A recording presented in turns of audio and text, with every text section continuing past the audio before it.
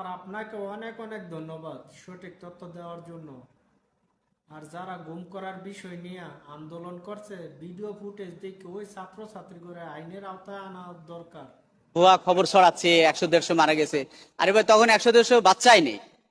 আর আমাদের কাছে, প্রত্যেকের কাছে, আমার 42 জন স্টুডেন্টের আমি ফর্ম টিচার, আমার 42 জনের নাম আছে। আমি ঘটনার সাথে সাথে আমি প্রত্যেকের সাথে কোঅর্ডিনেট করতেছি তার বাচ্চা বাসায় পৌঁছেছে কিনা, তাই না? এখন ধরেন আপনার বাচ্চা যদি না পৌঁছায় কিংবা হারিয়ে গেছে, আপনি বলবেন না? আপনি এসে তো বলবেন, স্যার আমার বাচ্চা হারিয়ে গেছে। এটা আমি লুকাতে পারবো? লুকানো সম্ভব? 50 জন মারা গেছে, আমি লুকানো সম্ভব যে না আপনার বাচ্চা মারা যায়নি? Is it possible? পসিবল না। এটা ভুয়া কথা বলতেছে। আমার 42 জনের বাচ্চা, 2 জন আমার ইতে গেছে, হসপিটালে গেছে, আমি তাদের তথ্য নিয়েছি এবং তারা এই যে কিছুক্ষণ আগে টেলিফোন করেছে, তারা বাসায় ফিরেছে। এরকম যাদের মারা গেছে 2-4 জন, ধরেন সর্বোচ্চ 20 জন মনে করেন, হ্যাঁ সেটা ঠিক আছে। কিন্তু এই যে বাড়াবাড়ি করে যারা বলতেছে, এটা তো ঠিক না।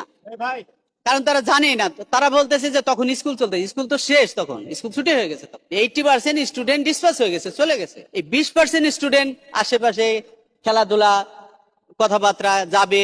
হ্যাঁ, কেউ ক্যান্টিনে খাইতেছে, বাচ্চাকে ক্যান্টিনে নিয়ে গেছে, ব্যাগটা রয়েছে, ব্যাগটা রেখে আবার ব্যাগটা নিতে আসছে। ঠিক এরকম অ্যাকচুয়ালি প্রতিদিনই তো আমাদের 1টার দিকে ছুটি হয়ে যায়। 1টার দিকে ঘন্টা বাড়লেই, হ্যাঁ, 1টা 5-এ, 1টা বাজতে 5 মিনিট বাকি থাকলে আমরা প্রিপারেশন নিয়ে নিই।